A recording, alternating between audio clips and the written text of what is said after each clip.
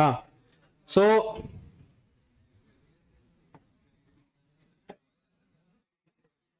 Hydrocarbon बहुत important chapter है, और इसमें देखो क्या है कि हाइड्रोकार्बन की रिएक्शंस भी बहुत सारी हैं, और उससे इंपॉर्टेंट है कि ये इसमें मेथड्स ऑफ प्रिपरेशन भी बहुत सारे हैं इसके।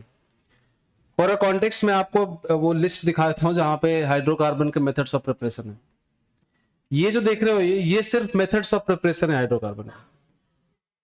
इतनी रिएक्शंस हम पढ़ेंगे सिर्फ हाइड्रोकार्बन बनाने के लिए, फिर उसकी रिएक्शंस जो होंगी वो अलग होगी, है ना, कि रिएक्शंस ऑफ हाइड्रोकार्बन। आज हम इतना ही कर पाएंगे, ये तीनों, है ना। सो हाइड्रोकार्बन्स में ये तीनों जो है ये है कार्बोक्सिलिक एसिड से हाइड्रोकार्बन बनाने का तरीका। इसके आगे जो देख रहे हो इसमें कुछ कुछ हम करते आ रहे हैं, जैसे कि R2CuLi को जब RX के साथ ट्रीट करते हैं तो जो बनता है उसको हम कहते हैं कोरेहाउस सिंथेसिस। तो गिलमन्स रिएजेंट का यूज होता है इसमें, तो कुछ कुछ आता है अपने को ऑलरेडी, ठीक है। जेडन के साथ अभी देखा हमने फ्रैंकलिन्स रिएजेंट, ठीक है। उसके बाद बर्ड्स रिएक्शन, फिटिक रिएक्शन, ये सब थोड़ा बहुत। तो ये सब अल्काइल हैलाइड से है। ये है अल्काइल हैलाइड के एलिमिनेशन से। देखो डाई हैलाइड को एलिमिनेट करेंगे तो हमें NaIEZN वाला क्वेश्चन तुम लोग लेके आए थे कि सर ये डाई हैलाइड का क्या होगा। तो ये सारे यहां से लेके यहां तक preparation of hydrocarbon from alkyl halide सिर्फ RX से या RX2 से। फिर उसके बाद हाइड्रोकार्बन का दूसरे हाइड्रोकार्बन से, जैसे एल्कीन से एल्केन बनाना, या अल्काइन से एल्केन बनाना, या फिर अल्काइन से एल्कीन बनाना, मतलब एक हाइड्रोकार्बन से कोई दूसरा हाइड्रोकार्बन बनाना, वो ये है सारे। एंड देन लास्ट में कार्बोनिल कंपाउंड, मतलब एल्डिहाइड और कीटोन से या कार्बोक्सिलिक एसिड से हाइड्रोकार्बन बनाने के तरीके इतने हैं, और टोटल 3 लेक्चर में ये कवर करते हैं अपने को, ठीक है। सो ये फास्ट हो जाएगा क्योंकि ऑर्गेनोमेटालिक कंपाउंड में सिमिलर प्रिंसिपल डिस्कस होता है बहुत देर तक, तो ये चीजें तो फास्ट हो जाएगी। आज पर हम सिर्फ इतना करेंगे, पहला वाला। तो सबसे डिटेल में जाए बिना आप लिखोगे methods of preparation of hydrocarbon from carboxylic acid. मैं आपको एक नोट्स भेजूंगा, वैसे मैं आपको बता रहा हूं one of the most important thing जो आप आज से कर सकते हो ऑर्गेनिक केमिस्ट्री में, वो ये कि सिंस अब पूरी ऑर्गेनिक केमिस्ट्री आपकी चैप्टर वाइज चलेगी, बस बीच में एक बार और ऑक्सीडेशन रिडक्शन के कुछ कॉमन रिएक्शंस एक साथ आएंगे, बाकी पूरा चैप्टर वाइज ही चलेगा कि हाइड्रोकार्बन के बाद अल्काइल हैलाइड, अल्काइल हैलाइड के बाद अल्कोहल, अल्कोहल के बाद एल्डिहाइड कीटोन। तो अब आप एनसीईआरटी पढ़ना स्टार्ट कर दो चैप्टर वाइज। जैसे आज हाइड्रोकार्बन की एनसीईआरटी आज से डेली टू डेली 6 लेक्चर है, 6 दिन एनसीईआरटी भी अगर पढ़ोगे ना, 1 आवर भी अगर पढ़ोगे तो पूरा कवर हो जाएगा एनसीईआरटी। और उसमें जो इंपॉर्टेंट पॉइंट है वो हाईलाइट कर लेना, खास करके कॉमन नेम, कुछ फैक्ट्स जो शायद क्लास में कवर नहीं करते हम लोग, एप्लीकेशंस वाला पार्ट, नॉमेनक्लेचर वाला पार्ट, प्रॉपर्टीज वाला पार्ट और एप्लीकेशन वाला पार्ट, ये तो आप एनसीईआरटी से पढ़ना ही पढ़ना है। बाकी रिएक्शन वाला पार्ट हम कर लेंगे, प्रिपरेशन वाला पार्ट हम कर लेंगे 11th के एनसीईआरटी में। Yes, okay. सो पहला क्या लिख रहे हैं हम लोग, प्रिपरेशन ऑफ हाइड्रोकार्बन पहले तो हम पढ़ रहे हैं, और उसमें भी पहला preparation of hydrocarbon from carboxylic acids, है ना। सो सबसे फर्स्ट मेथड ऑफ प्रिपरेशन देख रहे हैं हम लोग, preparation of hydrocarbon from carboxylic acid. इसमें टोटल 3 रिएक्शंस हमें पढ़नी है। एक है सोडा लाइम डिकार्बोक्सिलेशन, दूसरा है decarboxylation due to direct heating, और तीसरा है इलेक्ट्रोलिसिस, ठीक है। सो तीनों मेथड में से सबसे पहले हम लोग डिस्कस करेंगे सोडा लाइम डिकार्बोक्सिलेशन।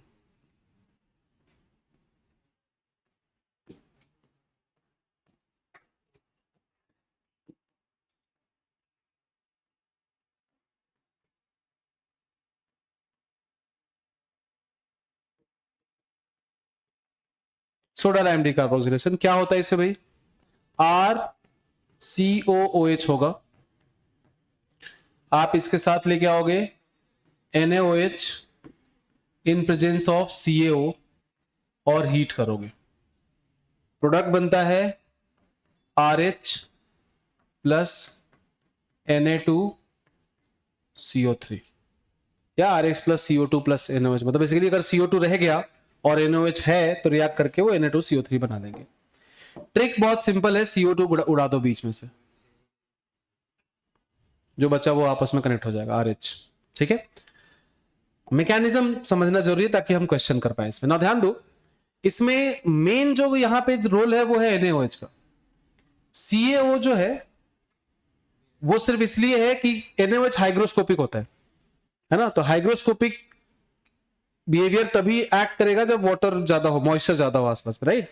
तो CaO सिर्फ आसपास का मॉइस्चर हटाने के काम करता है, ठीक है। तो जो इनका रेशियो होता है क्या होता है, कितना 3:1 के रेशियो में लेते हैं वैसे प्रैक्टिकली, कि 3:1 के रेशियो में होता है क्या, CaO और आपका NaOH। आप अलग से लिख लेना, मैं यही लिख रहा हूं, मैं बोलते भी जा रहा हूं। हाँ, NaOH ज्यादा होता है, CaO बस कैटलिस्ट की तरह होता है बस, क्योंकि काम यहां पे मेन NaOH का है, ठीक है। और CaO का क्या काम है भाई, हाँ, तो ये क्या करता है, टू अवॉइड हाइग्रोस्कोपिक बिहेवियर, या टू अवॉइड मतलब prevent hygroscopic nature of NaOH, उसके लिए यूज करते हैं। ये दो फैक्ट्स हैं, लिख लेना साइड। रिएक्शन में क्या होगा, मैकेनिज्म अगर आपसे कोई पूछे तो सबसे पहले RCOOH NaOH से रिएक्ट करेगा और बनाएगा RCOONA, है ना, सॉल्ट। एसिड बेस रिएक्शन है, ऑब्वियसली फास्ट रिएक्शन होगी ये, इससे फास्ट क्या ही हो सकता है, ये फास्ट स्टेप होगा।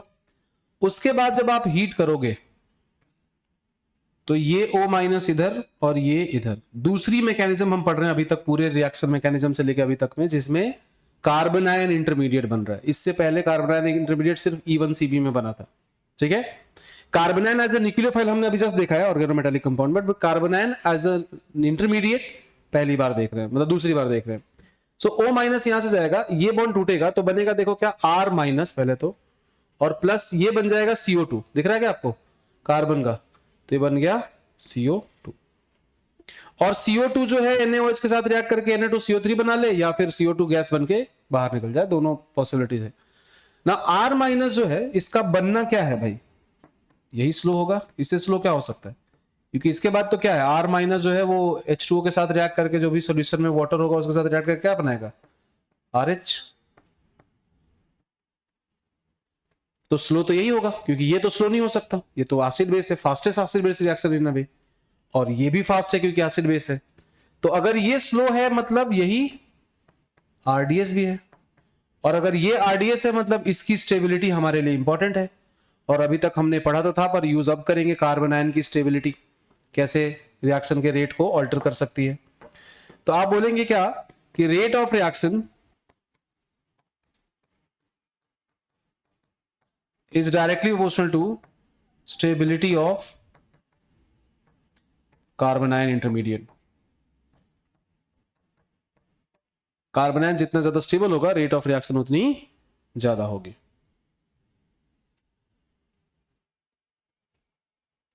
ठीक है, और कार्बन आयन का कोई रीअरेंजमेंट होता नहीं है कि हम ज्यादा दिमाग लगाना है, मतलब अभी तक जितनी भी रिएक्शन पड़ी है SN2 के बाद सबसे इजी रिएक्शन यही है ना, कि कुछ नहीं करना है, यहां से इसको गायब करना और H जोड़, लिटरली यही करना है, मतलब तुम्हें नहीं भी पता है ना तो यही करना है तुम्हें, कि बीच से CO2 हटाना और H जोड़ दो, वही तुम्हारा मेन प्रोडक्ट है, क्योंकि रीअरेंजमेंट होगा नहीं कि कहीं और जाने वाला है वो।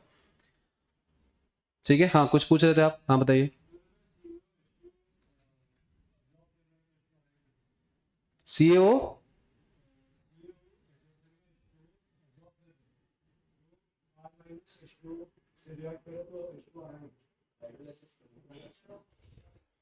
नहीं समझा मैं क्या, अच्छा, हाँ, CaO, हाँ हाँ, H2 लास्ट में यूज करेंगे ना, सॉल्यूशन के फेज में रखेंगे उसको, हाँ और क्या। और हाइग्रोस्कोपिक बिहेवियर को प्रिवेंट करने का मतलब ये नहीं कि वो सारा वाटर मतलब कंज्यूम कर जाएगा, बस उसको स्लो कर देगा उसके हाइग्रोस्कोपिक बिहेवियर को, है ना। ठीक है, लिख लिया तक, हाँ। CO2 जो बचा हुआ NaOH होगा उसके साथ रिएक्ट करके Na2CO3 बनेगा। CO2 बनेगा तो वही पे कंटेनर में ही। तो CO2 अगर बाद में अगर आपको लिखना है तो आप क्या लिखोगे, CO2 प्लस NaOH मिलके वैसे भी क्या ही बनाते हैं, Na2CO3।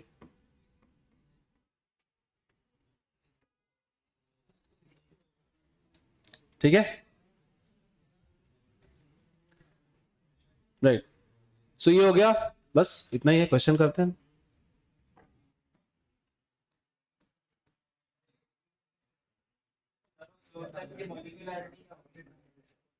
तुम बताओ, देखो। हाँ ऑब्वियसली SN1 नहीं हुआ ना, पर वो SN नहीं है ना, सब्स्टिट्यूशन नहीं है।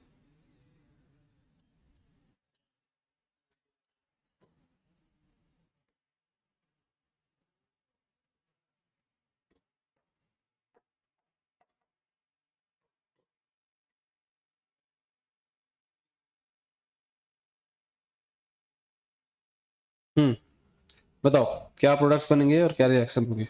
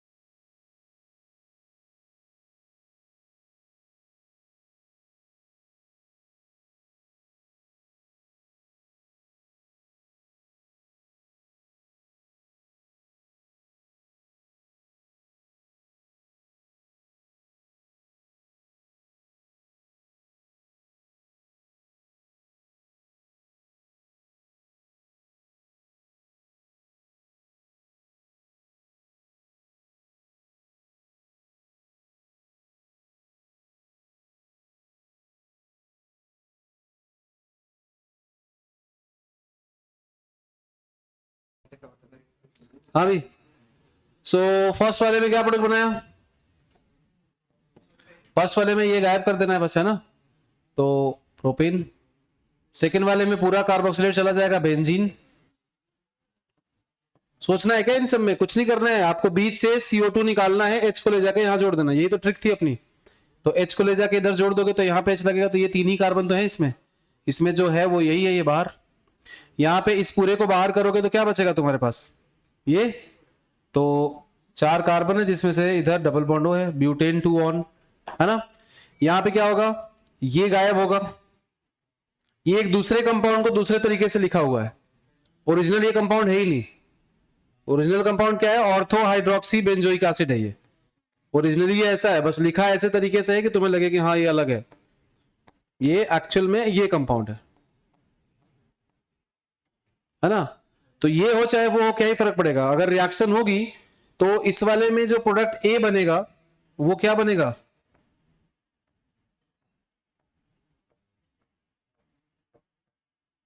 ONA बनेगा, कैसे?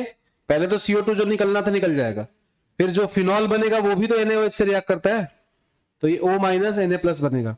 अब उसकी NaOH से रिएक्शन कराओ ना कराओ, ये वो का वही रहेगा, मतलब B और C जो वही प्रोडक्ट हो गए। बी में अगर ये सॉल्ट वापस बन जाएगा तो वाटर प्लस बाई प्रोडक्ट, मतलब ए का बाई प्रोडक्ट। मतलब ये अननेसेसरी इंफॉर्मेशन है बेसिकली। ये जो इंफॉर्मेशन है इसका कोई यूज नहीं है, क्योंकि आगे रिएक्शन वही बनाएगा। बेसिकली ये इस कॉन्टेक्स्ट में दिया गया होगा उस टाइम पे कि यहां से फिनॉल बना लो और फिर फिनॉल NaOH के साथ कैसे रिएक्ट करेगा। बट द पॉइंट इज कि फिनॉल NaOH के साथ वेट थोड़ी करेगा रिएक्ट करने के लिए, इसमें रिएक्शन में भी तो NaOH यूज हो ही रहा है। तो अगर वो बचेगा तो उसके साथ बचा हुआ फिनॉल खुद रिएक्ट कर लेगा प्रोडक्ट, तो ए ही प्रोडक्ट यही है, ए प्रोडक्ट बन जाएगा और रिएक्शन यही इन अ वे खत्म हो जाएगी।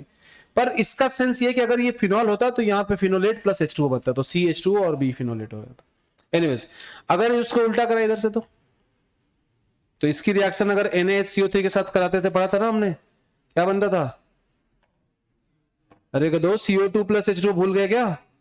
CO2 रिलीज होता था, identification of carboxylic acid, GOC, acid base वाले चैप्टर में पढ़ा था हमने कि H2CO3 COOH SO3H picric acid dinitrophenol, ortho para dinitrophenol, ये कुछ कंपाउंड्स थे जो CO2 से रिएक्ट करके सॉरी NaHCO3 से रिएक्ट करके CO2 बनाते थे, और ये एसिडिक हाइड्रोजन के आइडेंटिफिकेशन का एक तरीका था, राइट। तो यहां पे ये जो गैस है वो क्या है? CO2 है, but not as a result of decarboxylation. Decarboxylation नहीं हो रहा है इसमें, इसमें NaHCO3 इधर से H+ लेके H2CO3 बना रहा है, उसकी वजह से CO2 बना है। मतलब CO2 तो ठीक है, ये कंफ्यूज करने के लिए CO2 गैस तुम्हें लगेगा कि उस रिएक्शन का गैस है तो ये बाहर निकल गया, नहीं, ये अभी भी यही है, ये यही है। मतलब ये जो प्रोडक्ट D है वो क्या है? COO Na और यहां पे ऊपर ONA, सॉरी OH, नहीं ONA नहीं ना, NaOH कहां बच रहा है? NaOH कहां बच रहा है? अलग रिएक्शन है ना, वो अलग रिएक्शन थी। ये रिएक्ट नहीं करता है किससे? फिनॉल से, या फिनॉल इससे रिएक्ट नहीं करता है, तो ये OH का OH ही रहेगा। हाँ हाँ, बेंजीन रिंग बन जाएगा। आया समझ में? तो इसमें एक ही अच्छा क्वेश्चन था ये, बस बाकी तो बस ऐसे। नेक्स्ट क्वेश्चन करें। हाँ, लास्ट वाले रिएक्शन में पहली रिएक्शन एसिड बेस, अरे ये भूल गए तुम लोग लग रहा है, नहीं कहाँ याद है, फिर पूछ क्यों रहे हो? RCOOH को जब तुम NaHCO3 के साथ रिएक्ट कराते हो ना, तो ये बनाता है RCOONA प्लस H2CO3, और H2CO3 जहां भी दिखता है हम उसको CO2 प्लस H2 ही मानते हैं, है ना, तो CO2 रिलीज होता है यहाँ पे। ये हमने पढ़ा था एसिड बेस, जब चैप्टर पढ़ा था ना, एसिडिक स्ट्रेंथ जब हमने सीखा था निकालना, तो उसके एंड में यही टॉपिक आया था, बेसिक स्ट्रेंथ स्टार्ट करने से पहले और एसिडिक स्ट्रेंथ खत्म करने के बाद। हाँ, बी और सी है नहीं ना, कहाँ थे भाई, अभी तो बता रहा था। एक के बाद रिएक्शन आगे जाने का कोई मीनिंग ही नहीं है, मतलब ये NaOH कुछ नहीं करेगा इसके साथ, कुछ नहीं होगा, यहीं रुक जाएगी, है ना।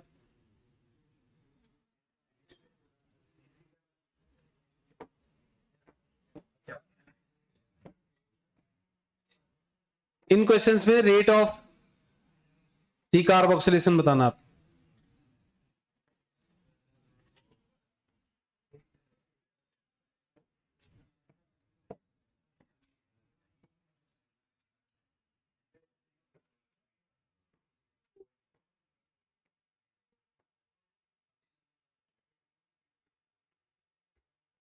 अगर GOC का कॉन्सेप्ट यूज हो रहा है तो GOC का कार्बोनाइन बन रहा है तो GOC का तो कॉन्सेप्ट यूज होगा ही।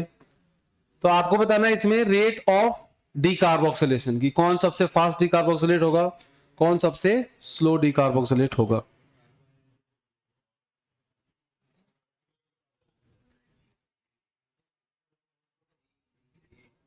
हाँ, CBA पहले वाले में, हाँ लिख लो आराम से लिख।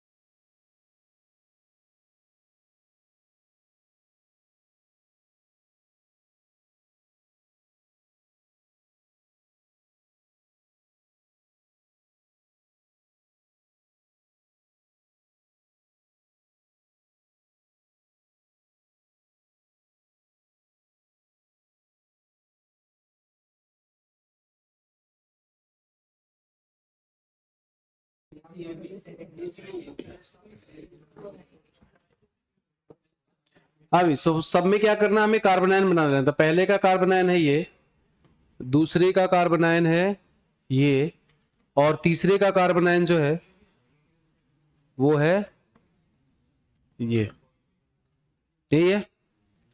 CO2 निकालने के बाद कार्बोनायन तो ये बचेगा। अब तीसरे का कार्बोनायन जा रहा है -M के बगल में बैठा है, तो सबसे ज्यादा स्टेबल तो थर्ड हुआ। और उसके बाद जो बाकी के दोनों में sp2 पे negative charge is more stable then sp3 पे negative charge, so 3 to 1, 3 is greater than 2 is greater than 1। ठीक है, दूसरे वाले में जाओगे तो कुछ नहीं करना है, नेगेटिव चार्ज कहां आएगा फिर, इसमें नेगेटिव यहां आएगा, इसमें नेगेटिव यहां आएगा, इसमें यहां आएगा और इसमें यहां आएगा। अगर इन जगह पे नेगेटिव चार्ज आ रहा है तो ये -M है, ये कुछ नहीं है, ये +H या +I है, और ये +M है। किसकी रेट ज्यादा होगी, 4 3 2 1। -M कार्बन की स्टेबिलिटी को बढ़ाएगा, हाँ या ना बोलो। ये क्लियर है सबको। यहां पे बताओ क्या होगा, यहां आनायन बनेगा, इसमें यहां आनायन बनेगा और इसमें यहां आनायन बनेगा। तो सबसे ज्यादा स्टेबलाइज है थर्ड वाला, रेजोनेंस प्लस -M ग्रुप भी उसके साथ साथ, है ना। तो 3 1 देन 2। समझ में आ रहा है क्या कैसे, यहां पे माइनस है डबल बॉन्ड हो, यहां पे माइनस रेजोनेंस में नहीं जा रहा है, और यहां का जो लास्ट वाले का माइनस चार्ज है वो रेजोनेंस में भी जा रहा है, और प्लस इसके साथ डबल बॉन्ड ओ का -M इफेक्ट भी है। तो फिर सबसे ज्यादा स्टेबल हुआ 3, फिर हुआ 1 और फिर हुआ 2, इसीलिए रेट सबसे ज्यादा होगी 3 की, फिर 1 की, फिर सबसे कम 2 की। लिख लो इसको, फिर नेक्स्ट क्वेश्चन करेंगे हम, मतलब नेक्स्ट रिएक्शन करेंगे हम।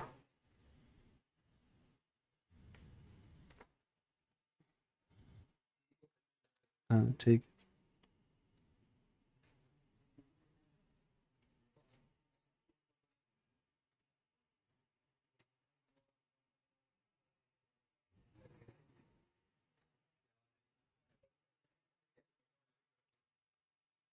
हाइड्रोकार्बन के मार्क्ड होमवर्क भेजूंगा मैं MS चौहान के, है ना। मॉड्यूल भी मुझे कोई दे देना अभी क्लास के बाद, उसमें भी मार्क कर दूंगा मैं। पर हाँ क्या, अरे यार सबके कैसे मार्क कर सकता हूँ मैं, आदमी तो एक ही हूं ना मैं।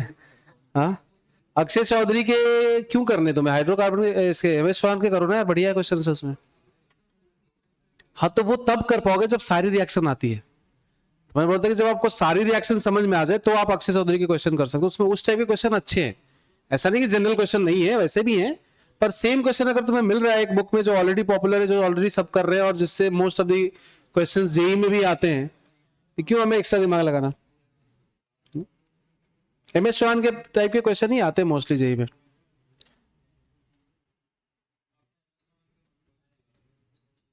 हाँ मत करो बोला था मैंने, क्या बोला था मैंने, क्या बोल रहा आप।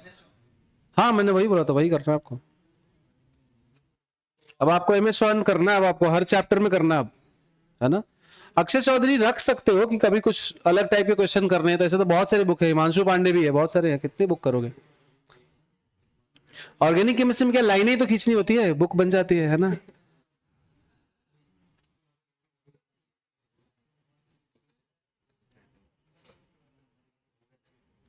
ठीक है, इसलिए देखो फिजिकल केमिस्ट्री की बहुत कम बुक्स हैं, और हैं भी तो उनमें वही सब क्वेश्चंस हैं।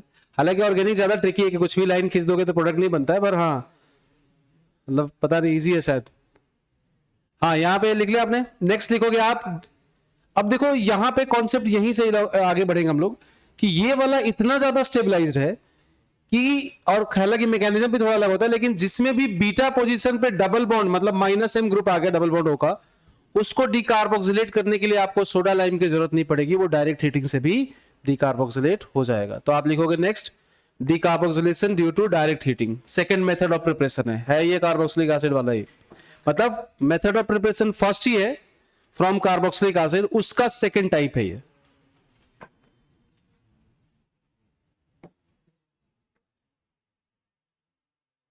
Decarboxylation of beta keto acid और बीटा कार्बोनिल एसिड कैसे देखना है आपको, आइडेंटिफाई कैसे करना है, यहां पे कुछ भी हो सकता है भाई, यहां पे R हो, यहां पे OH हो, यहां पे OR हो, कुछ भी हो, सेम लॉजिक आपको लगाना है, ठीक है। सो R का मतलब अल्काइल ग्रुप ही हो, जरूरी ना है, यहां पे कोई दूसरा ग्रुप भी हो सकता है, आप ग्रुप लिख लो यहां पे,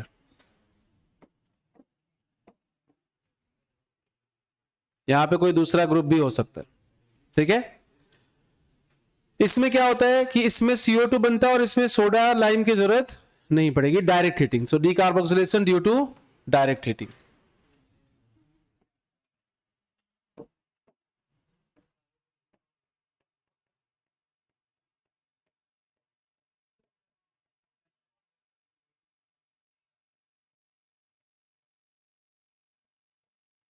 और इसमें CO2 ही बनेगा, इसमें Na2CO3 नहीं बनेगा क्योंकि NaOH है ही नहीं, है ना।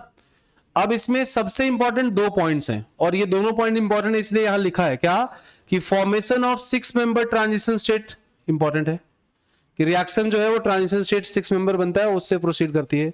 और दूसरा सबसे इंपॉर्टेंट पॉइंट ये है कि इनॉल पहले बनता है उसके बाद कीटोन बनता है, मतलब जो भी तुम कंपाउंड ला रहे हो ये जैसे, तो ये तो निकल जाएगा टेक्निकली, तो तुम्हें लगेगा कि इसको निकाल के कीटोन बना दो, that is the final product, पर वो इनॉल बनते हुए बनता है, ये नहीं कि सीधे यहां से हटाया यहां माइनस लगाया और प्रोडक्ट बना दिए। होना वैसे ही चाहिए, रिजल्ट वैसा ही दिखेगा, लेकिन होगा नहीं, तरीका मैकेनिज्म अलग है और उससे फर्क पड़ता है कुछ किसी किसी पर्टिकुलर प्रोडक्ट्स पे। जैसे देखो क्वेश्चन, पहले तो इसके मैकेनिज्म को समझते हैं। सो सबसे पहले है आपके पास डबल बॉन्ड O, इस ग्रुप के बगल में लगा है, फिर कार्बन है, फिर अगले कार्बन पे लगा है कार्बोक्सिलिक एसिड का ऑक्सीजन, डबल बॉन्ड O, इस पे लगा है OH और इस पे लगा है H। 6 मेंबर ट्रांजिशन स्टेट इसी की वजह से आ रहा है। तो पहले आपको इसके हाइड्रोजन को हटाने के लिए बाहर से बेस लगता था, अब जरूरत नहीं है क्योंकि इधर का जो ऑक्सीजन है ये इसको खींचना स्टार्ट करेगा धीरे धीरे, ठीक है। जब इसको खींचना स्टार्ट करेगा तो रिएक्शन में क्या होगा देखो ध्यान से, और ट्रांजिशन स्टेट कैसे बनाएंगे।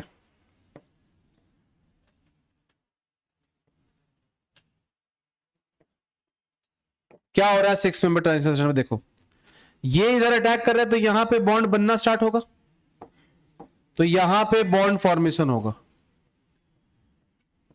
और हमने ऐसे बहुत सारे रिएक्शन पढ़ लिए, ऑल्टरनेट होता है, bond formation, bond breaking, bond formation, bond breaking, bond formation, bond breaking, right. तो यहां पे क्या होगा, फिर यहां पे बॉन्ड टूटना स्टार्ट होगा, तो यहां पे होगा बॉन्ड ब्रेकिंग, फिर यहां फिर से बॉन्ड फॉर्मेशन, तो एक तो पहले से था तो इसका मतलब नया बॉन्ड बनेगा, फिर यहां फिर से बॉन्ड ब्रेकिंग, तो यहां एक ही था और वही टूट जाएगा, तो फिर क्या बचेगा, मोस्टली ये निकल ही जाएगा, और देखो CO2 निकलता हुआ दिख रहा है आपको यहां से। फिर यहां पे क्या होगा, बॉन्ड फॉर्मेशन, और फिर यहां पे क्या होगा, तो दो थे तो एक ही जाएगा, इसमें से एक जाएगा, तो फिर आपको दिख रहा है इनॉल बनता हुआ, कि अगर ये बॉन्ड टूट जाएगा और यहां डबल बॉन्ड आ जाएगा तो ये तो इनॉल है ना।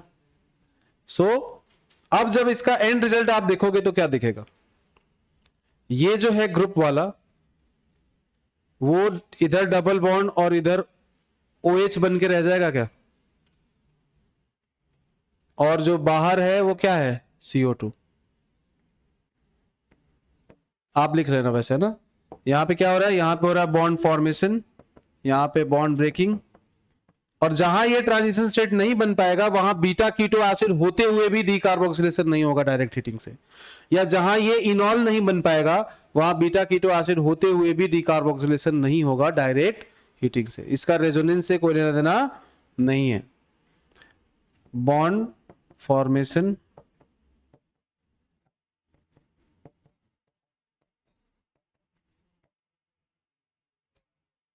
ठीक है, ये होने वाला है पूरा। अब क्या होगा, ये जो बना है ये टॉटोमराइज कर जाएगा भाई, बताइए आपको, तो इसका टॉटोमर बनाओगे तो क्या बनेगा, ग्रुप यहीं रहेगा, ये डबल बॉन्ड का ये और इधर O लग जाएगा, तो दिख रहा है ऐसा जैसा कि यही है, पर ये ऐसा डायरेक्ट नहीं बना है,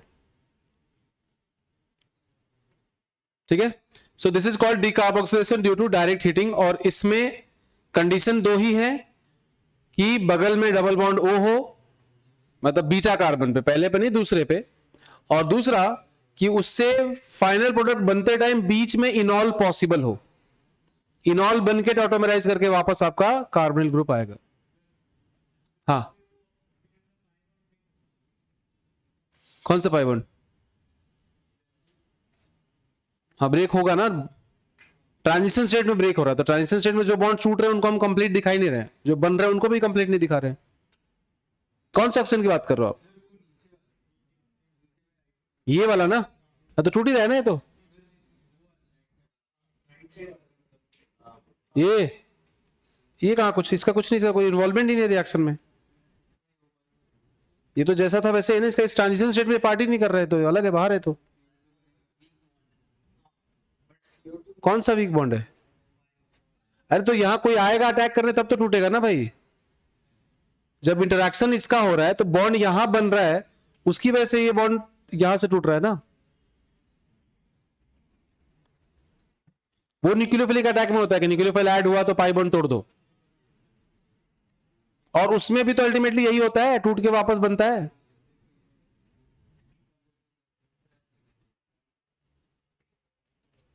लिख लिया? क्वेश्चन करें?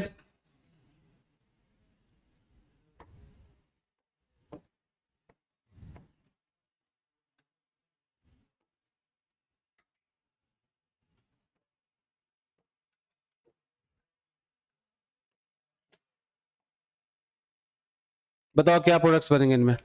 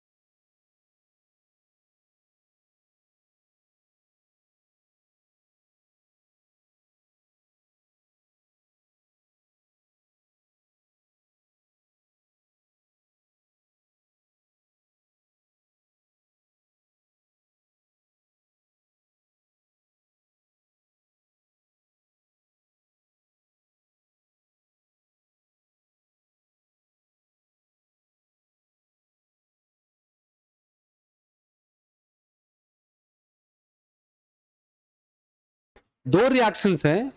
जब आप सोडा लाइम डिकार्बोक्सिलेशन करा रहे हो तो आप कार्बोनाइन की स्टेबिलिटी मत देखो, उससे रेट अलग हो सकती है, पर प्रोडक्ट बनता है सोडा लाइम डिकार्बोक्सिलेशन में। ये अलग रिएक्शन है और ये अलग रिएक्शन है।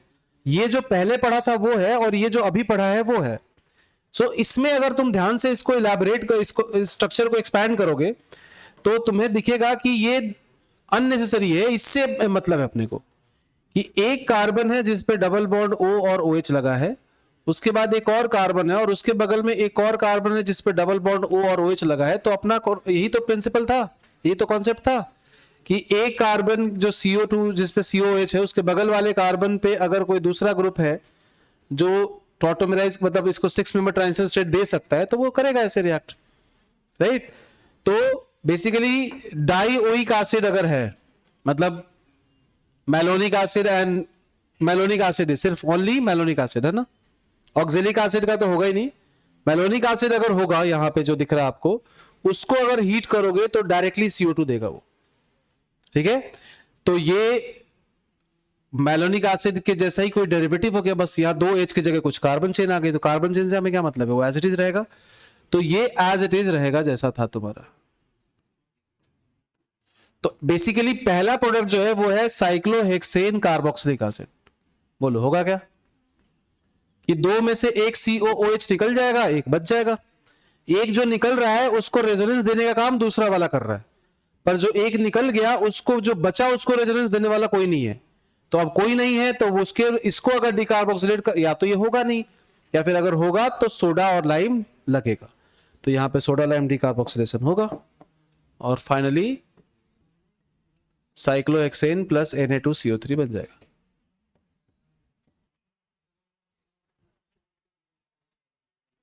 बोलो आया समझ में। अब दूसरे वाला भी सेम ही क्वेश्चन है। ये रहा जिसको निकलना है, ये रहा जहां पे नेगेटिव चार्ज रेजोनेंस में जाएगा, और ये रहा वो डबल बॉन्ड जो इसको 6 मेंबर के रिंग बनाने में काम करेगा, है ना। सो बीटा कैसे, जहां पे COH है उसको मान लो 1, तो उसके बगल वाला हुआ अल्फा और उसके बगल वाला हुआ बीटा। अगर उस पर डबल बॉन्ड O दिख रहा है चाहे कहीं से भी आया हो, आपको यही सेम प्रोसेस फॉलो करना है। सो यहां पे इसको हटाओगे तो क्या बनेगा, तो ये तो गायब ही हो जाएगा पूरा। तो बनेगा क्या 1 2 3 4 5 पेंटेन ऑन, पेंटेन 2 ऑन, ये होगा A। बोलो होगा क्या, कितने लोगों का पेंटेन 2 ऑन आ गया है, ठीक है ठीक है। अब उसके बाद कैसे आया, क्योंकि हमें ये गायब करना, भाई कितना सिंपल सा कॉन्सेप्ट है कि इसको निकाल दो ग्रुप में से, इसको मिटा दो, तो जो बचा वो क्या है 1 2 3 4 5। उसके बाद क्या करेंगे,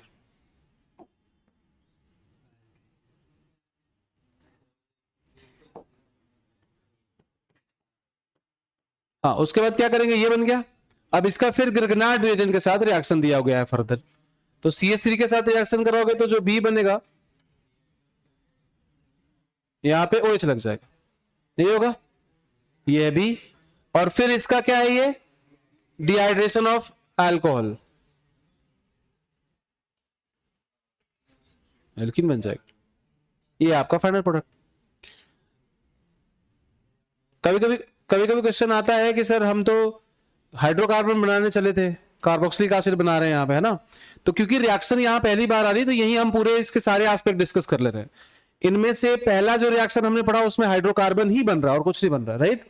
ये जो दूसरी रिएक्शन हम पढ़ रहे हैं इसमें हाइड्रोकार्बन डायरेक्ट नहीं बन रहा है, फिर इनडायरेक्टली हम उसको बना सकते हैं, क्योंकि हम कार्बन कंपाउंड को फर्दर हाइड्रोकार्बन में तो कन्वर्ट कर ही सकते हैं ना, ठीक है। जैसे अभी हमने इनडायरेक्टली एल्कीन बना लिया।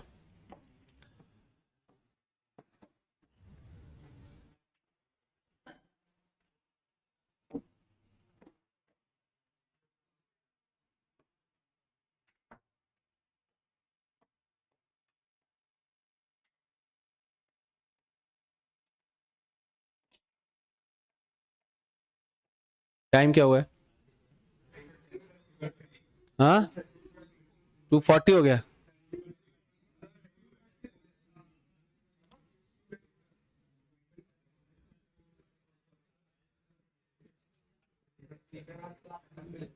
तीन बजे तक कर लें, हाँ 3 बजे तक चलेगा ना। तुम तो आधी नींद निकाल के आए हो, तुमको कोई दिक्कत नहीं है ना। हाँ किस बात की पार्टी, पार्टी तो तुम्हें देनी चाहिए ना भाई। हाँ टॉपर हो तुम। हाँ, तुम्हें देनी चाहिए पार्टी तो, खुशी में। 3 बजे तो नहीं।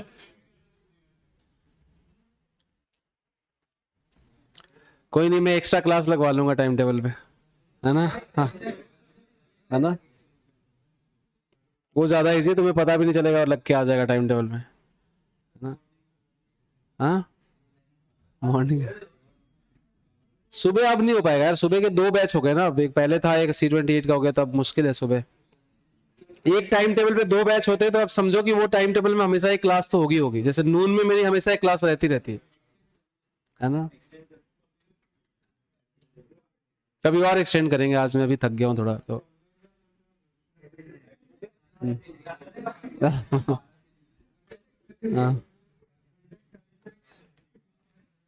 हाँ भाई, इसमें क्या आएगा प्रोडक्ट बताओ। हाँ, देखते हैं, मतलब अभी कोई जरूरत नहीं है सच, जब लगेगा तो करेंगे। अभी तो क्या है कि एक लेक्चर पीछे चलता है तो अपने कोई दिक्कत नहीं होती, पता मतलब वो दिक्कत पता नहीं चलती एग्जाम में। हाँ भाई, क्या बनेगा। दोनों में सेम प्रोडक्ट बनेगा या अलग अलग बनेगा। दोनों में अलग अलग बनेगा, क्या क्या बनेगा एक बार।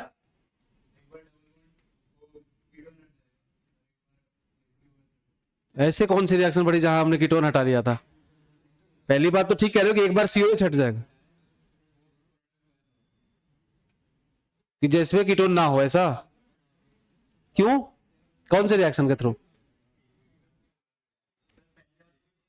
पहले वाले में नहीं होगा, यस, पहले वाले में रिएक्शन ही नहीं होगी, क्योंकि आप वहां पे इनॉल नहीं बना सकते, क्योंकि वो ब्रिजेड है पहले वाले में, और इसलिए मैकेनिज्म इंपॉर्टेंट है। या फिर दूसरा तरीका ऐसे सोचो कि सर अगर मैं यहां पे कार्बन पे माइनस बनाऊं तो बनेगा क्या, आंसर इज यस, बनेगा, पर वो रेजोनेंस में जाएगा क्या, नहीं, तो नहीं जाएगा, मतलब वहां पे आप डिकार्बोक्सिलेशन डायरेक्ट हीटिंग से नहीं करा सकते। पर सोडा लाइम का क्या, सोडा लाइम को कोई मतलब ही नहीं भाई, कार्बन आयन बनेगा क्या, हाँ बनेगा, बनेगा तो सोडा लाइम डिकार्बोक्सिलेशन होगा, ठीक है। तो दूसरे वाले में होगा, दूसरे वाले में प्रोडक्ट बनेगा, पहले वाले में क्यों नहीं बनेगा वो मैं आपको बताता हूं। पहले वाले में कैसे बनाओगे प्रोडक्ट, कि ब्रिज हेड है, ऐसे बनेगा, फिर ये वाले का OH बनता था और इसका इनॉल, और फिर ये टॉटोमराइज होकर प्रोडक्ट बनाता था, ऐसे ही होता था ना। पर दिक्कत है कि ये जो दिख रहा है आपको, ये नहीं बनता है, ये जो दिख रहा है ये बन नहीं सकता, इसलिए रिएक्शन में रिएक्शन नहीं होगी। सो दिस इज नॉट पॉसिबल, ये ऐसा इनॉल है जो बन ही नहीं सकता। तो अगर ये बन नहीं सकता तो टॉटोमराइज तो बाद में होगा ना भाई, पहले बने तो सही। तो मतलब कुल मिला के यहां पे नो रिएक्शन, क्लियर है। दूसरे वाले में हो जाएगा, क्योंकि उसमें इनॉल बनाना हमारा क्राइटेरिया है ही नहीं, कार्बन पे माइनस आ सकता है तो बन सकता है, तो दूसरे वाले में कराओ डिकार्बोक्सिलेशन।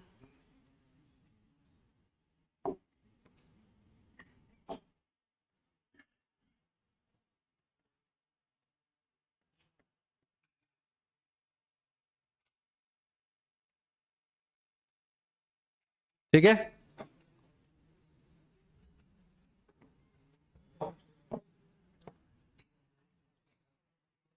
कहां चला गया।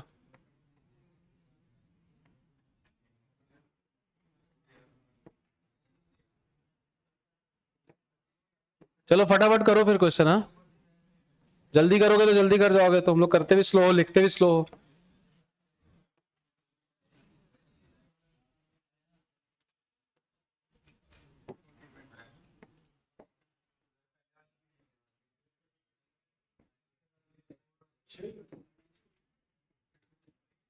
पहले वाले में क्या होगा,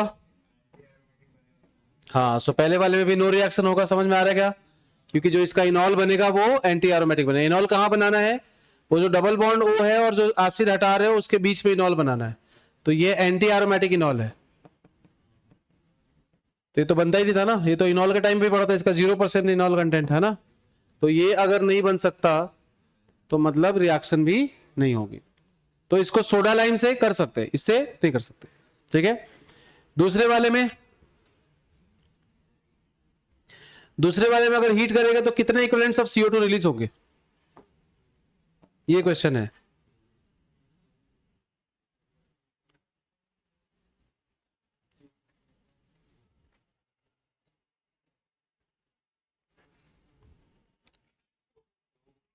दो, क्योंकि दोनों COOH को इनॉल बनाने के लिए ये डबल बॉन्ड O बैठा है यहां पे। अगर ये नहीं होता तो एक, ये है तो दो, तो यहां से COH जाएगा, यहां से COH जाएगा, दोनों में से CO2 बनेंगे, तो दो इक्विवेलेंट ऑफ CO2 बनेंगे और प्रोडक्ट में क्या बनेगा, ये कीटोन। और फिर ग्रिग्नार्ड के साथ रिएक्शन कराओगे तो अल्कोहल।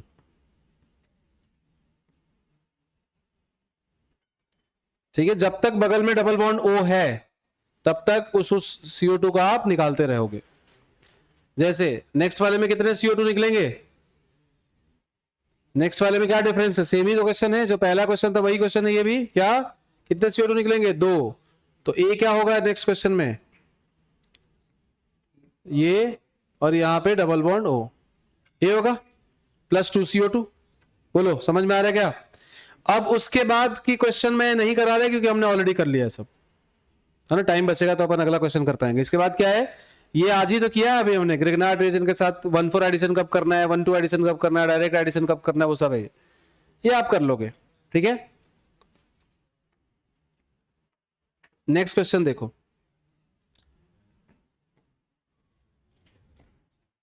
चलो ये मैं कराता नहीं हूं पर मैं आपको हिंट देके भेज देता हूं ना, घर पे कर लेना। ये जो रिएक्शन है ना, क्योंकि इसमें से मैं होमवर्क दूंगा, क्वेश्चन हो जाएगा, क्योंकि ये तीनों ही रिएक्शन बहुत सिंपल है कि क्या करना, अगर ये समझ लो ना, ट्रिक भी समझ लो तो काम हो जाएगा। RCOOH को NaOH के साथ ट्रीट करके जब भी इलेक्ट्रोलिसिस लिखा हो ध्यान से समझो, इसमें R रेडिकल बनता है, तो R रेडिकल बनेगा तो क्या करेगा, ये दूसरे R रेडिकल से कंबाइन करके RR बनाएगा। एक तो ये होता है, कैसे होता है हम नेक्स्ट क्लास में करेंगे, अभी क्वेश्चन हो जाए इसके लिए मैं हिंट दे रहा हूं आपको। मान लो कि दो COOH लगे होंगे अगर एक ही कार्बन पे, अभी ये अल्काइल हैलाइड में अभी जस्ट करा है सब क्वेश्चन, कि अगर एक कार्बन पे रेडिकल बनेगा तो वो डाइमराइज होगा, अगर अगल बगल में रेडिकल बनेगा तो पाई बॉन्ड बन जाएगा, और अगर दूर कहीं बनेगा तो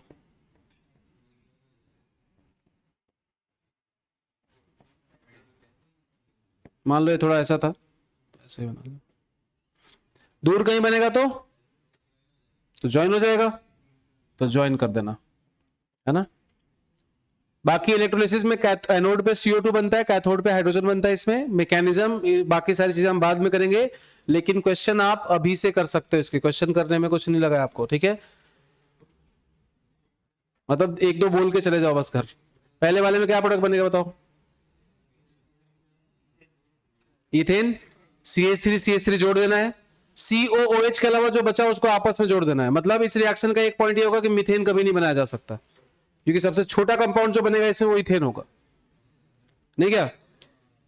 यहां पे क्या बनाओगे, ये चारों ब्यूटेन वाले जो रिंग हैं दोनों को आपस में जोड़ दोगे, हाँ, तो 3,4 डाई मिथाइल जो भी हेक्सेन, इधर इधर क्या बनाओगे, साइक्लोहेक्सेन में पाई बॉन्ड, मतलब साइक्लोहेक्सीन आपस में जोड़ दोगे ना, अल्फा बीटा पोजीशन पे है, तो इधर क्या बनाओगे,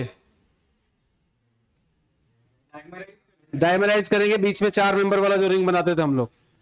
इधर क्या बनाओगे, इधर अभी किया था हमने फ्रैंकलिन रिएजेंट में और ग्रिग्नार्ड रिएजेंट में भी ये सब क्वेश्चन, क्या बनाओगे, साइक्लोप्रोपेन। इधर क्या करोगे, बाईसाइक्लो, 4 मेंबर के। इधर फ्यूमेरिक एसिड पता है ना आपको, मैलिक एंड फ्यूमेरिक वाला, cis form of carboxylic acid जब होता है इथीन का तो उसको हम मैलिक एसिड बोलते हैं, ये इसको हम बोलते हैं फ्यूमेरिक एसिड।